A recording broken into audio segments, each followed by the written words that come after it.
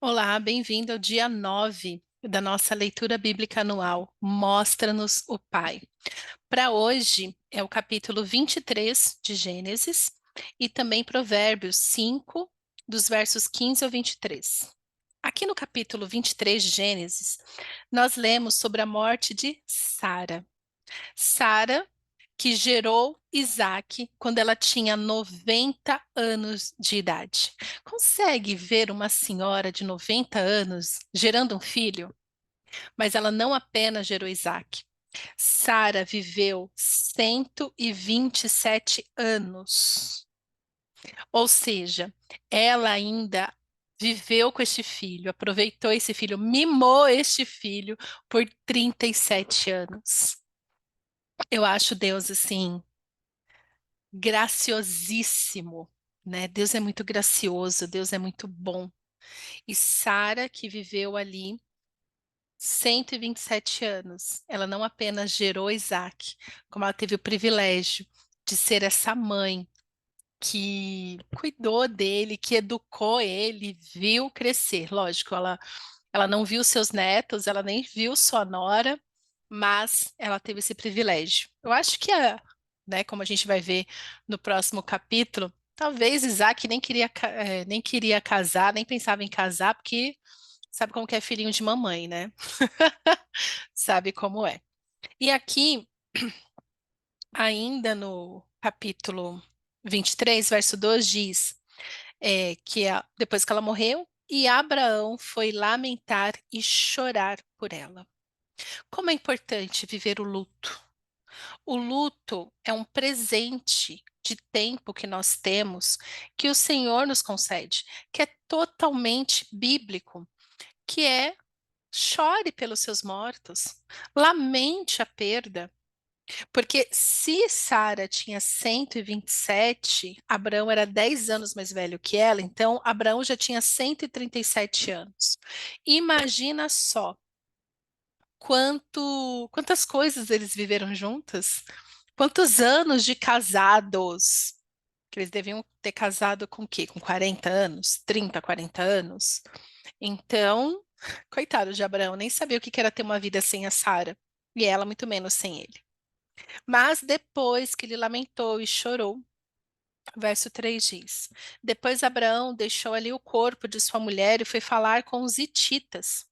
Sou apenas um estrangeiro entre vocês. Cedam-me alguma propriedade para sepultura, para que eu tenha onde enterrar a minha mulher.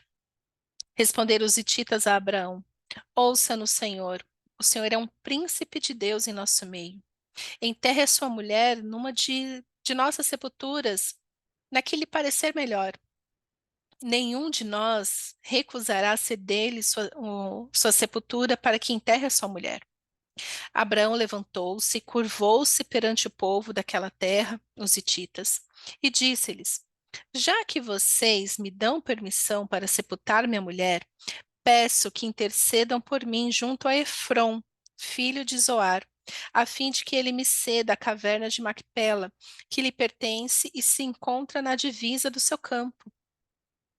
Peço-lhe que ceda a mim pelo preço justo, para que eu tenha uma propriedade para sepultura entre vocês. Efron, o Hitita, estava sentado no meio do seu povo e respondeu a Abraão, sendo ouvido por todos os hititas que vinham vindo à porta da cidade. Não, meu senhor, ouça-me. Eu lhe cedo o campo e também a caverna que nele está. Cedo-os na presença do meu povo. Sepulte a sua mulher. Novamente Abraão curvou-se perante o povo daquela terra e disse a Efron, sendo ouvido por todos: Ouça-me, por favor. Pagarei o preço do campo. Aceite-o para que eu possa sepultar a minha mulher. Efron respondeu a Abrão: Ouça-me, meu senhor. Aquele pedaço de terra que vale 400 peças de prata.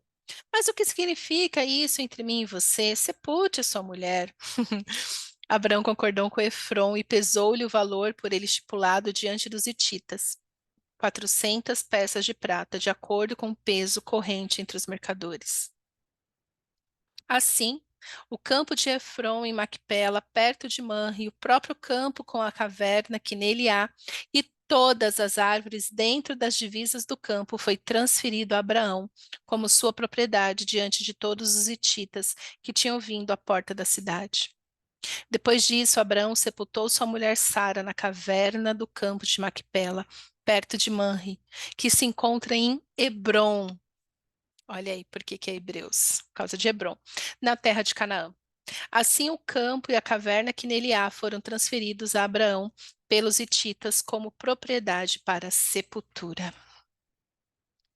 Aí está pensando, por que a gente está lendo isso nesse dia 11 de janeiro de 2024?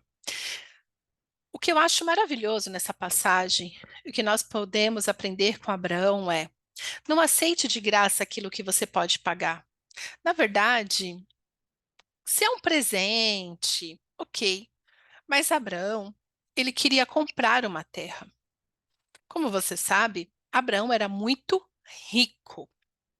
As pessoas reconheciam Deus na vida de Abraão porque tudo que ele fazia prosperava. Ele saiu do meio da sua parentela sem nada e ele foi enriquecendo no meio do caminho, porque o Senhor era com ele. Então Abraão se tornou muito rico. Então, para esses caras aqui, era um negócio tremendo. Se eles fizessem um favor financeiro a Abraão, ainda mais sepultar Sara, a mulher, a princesa, que gerou filho na velhice. Então, Abraão, para não ter rabo preso com ninguém, para não dever nada para ninguém, ele foi muito claro: eu quero pagar por isso. E é muito interessante se a gente aplica isso nas nossas vidas. Se você quer comprar algo, se você tem condições de comprar este algo, compra, vai lá e paga. Nós vivemos uma geração, ainda mais pela influência, tá tudo too much por causa da influência da internet, das redes sociais, né, de absurdo, de golpes financeiros, de pessoas que querem levar vantagem em tudo. Certa vez eu vi uma pessoa, um milionário, falando isso, falando: ah, eu quero gastar o meu dinheiro, mas eu não posso. Ai, tão ridícula essa fala. Porque eu chego para tomar um café, na hora que eles reconhecem quem eu sou, eles querem me dar o café e não deixam eu pagar o café. Eu acho que Abraão, no lugar dele, falaria assim: eu faço questão de pagar o café, porque é o seu sustento. Para mim é uma honra pagar esse café. Me deixe pagar o café. É justo que eu pague por este café, porque o café custa. Então, para, para este milionário espertão, talvez tomar este café gratuitamente é nossa, olha como eu sou adorado, olha como as pessoas gostam de mim. Mas de repente aquele café é tudo que aquele moço tem, aquela pessoa tem para fazer o dinheiro dela naquele dia. O nosso Pai sempre vai nos levar para um lugar de justiça. Então, se você tem condições, pague pelo café. Pague o preço que que as coisas custam. Veja bem, Abraão começou falando assim: eu quero, interceda por mim para que eu pague o preço justo. Por que Abraão reforça que ele quer pagar o preço justo? Porque ele já devia ter presenciado naquele local o abuso de valores, o abuso de preço. E quando Abraão fala isso, Abraão não está falando para pechinchar. Abraão não foi para pechinchar. Aliás, pechincha para mim é uma coisa que me irrita. Você já reparou que algumas coisas me irritam nessa vida, pechincha é uma delas. Porque às vezes a pessoa está querendo comprar, mas ela quer pagar um valor baixíssimo por aquilo. Ou seja, desvalorizando a qualidade que aquele produto tem. Ou quem está vendendo supervaloriza o preço para ganhar vantagem em tudo. Então, quando a gente fala de pechincha, sempre tem alguém querendo levar vantagem, ou quem está comprando, ou quem está vendendo. Isso também não vem de Deus, porque Deus ama a balança justa. E eu estou falando de justiça. Então, assim, se o produto de fato tem uma qualidade superior, pague o preço que aquilo vale. Nós não podemos comparar preço, é, somente por preço. Não, tem qualidade. Algumas coisas são mais difíceis de serem feitas, de serem encontradas. Agora, o que é ridículo é essa indústria, por exemplo, a indústria do casamento e a indústria da criança é uma violência com o bolso. É um absurdo. Se a pessoa fala, olha, eu quero fazer um evento para celebrar X, para tantas pessoas é um valor, mas quando você fala assim, ah, é porque eu vou casar, o valor é 5 vezes mais. Muitas vezes para o mesmo produto, mas por ser casamento, tem que ser caro. É um absurdo, é uma violência. Então, com Abraão, nós aprendemos que busque pagar o preço que as coisas valem. E ele pediu ajuda, né? Que o povo falou assim: ó, você pode enterrar onde você quiser. Ele já sabia onde ele queria enterrar Sara, mas ele precisava de ajuda, intercedam por mim. E ele que estava ouvindo falou assim: olha, eu vou fazer mais do que te vender, eu vou te dar. E Abraão fala: não, eu faço questão de pagar quanto vale. E a pessoa insistiu. Por quê? Porque se Abraão aceita, você tem que entender, veja bem, não existe almoço grátis. Eu sou graduada em economia e eu estudei 4 anos para aprender isso, que foi a coisa que eu realmente aprendi na faculdade. Não existe almoço grátis. Tudo que você pensa que é de graça tem um preço. Eles querem um preço de você. Isso não é dos nossos dias. A gente está lendo Abraão. Por que que este Tita quis dar de graça para Abraão? Para que Abraão devesse a ele um favor. Não qualquer favor. O favor de enterrar a sua amada esposa. Sabendo que ali, de repente, que ali, depois de um tempo, Abraão seria enterrado com ela.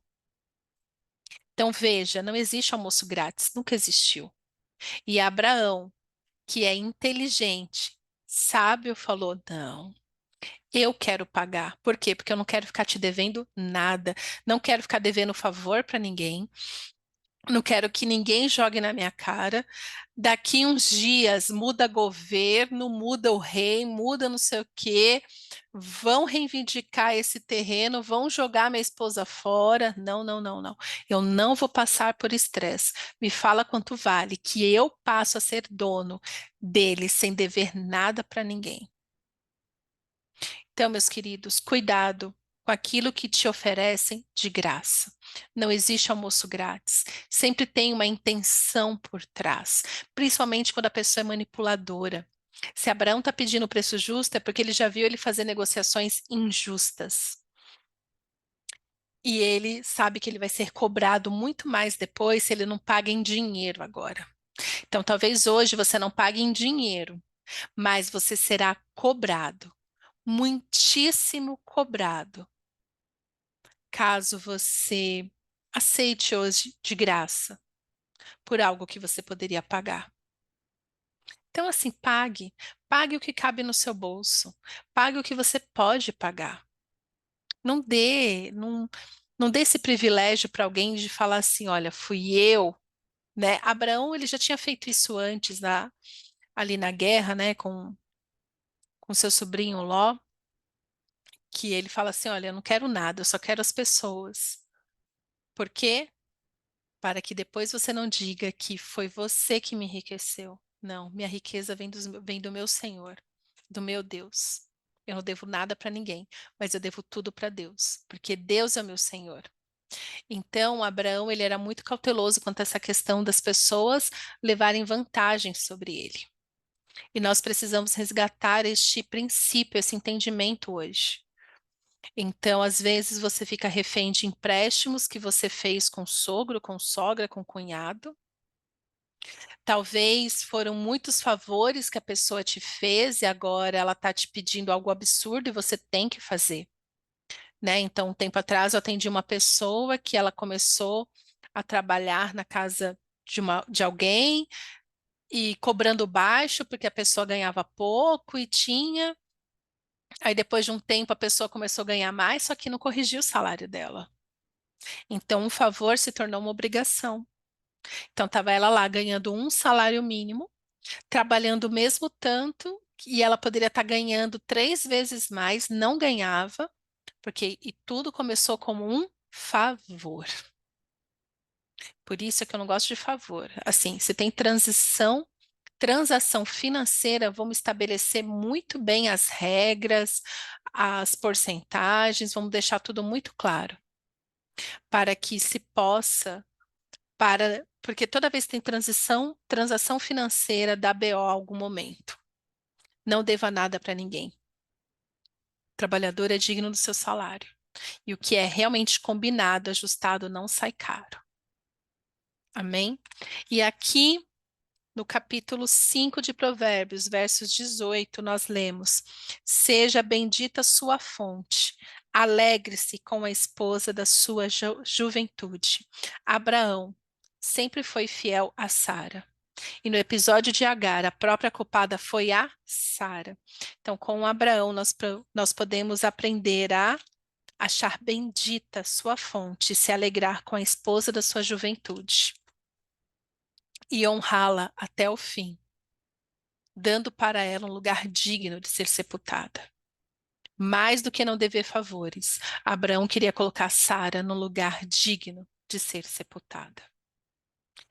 Precisamos hoje de casamentos onde o marido se preocupa com a esposa, até mesmo na hora da sua morte, e queira dar para ela um lugar digno para ela viver. Amém? Pai, obrigada pela tua palavra. Nos dá, Senhor, consciência do que fazer e do que não fazer. Prospera, Senhor, o trabalho das nossas mãos, para que não sejamos reféns de favores, para que a gente não tenha que se submeter a homens, mas que em todo tempo possamos nos submeter somente a Ti, que é o nosso Pai, que é o nosso Deus, que é o nosso Senhor. Que possamos ter um casamento digno, viver dignamente com os nossos cônjuges e engrandecer o Teu nome em todo o tempo, até mesmo na hora da nossa morte. É o que te pedimos, Paizinho. Em nome de Jesus. Amém.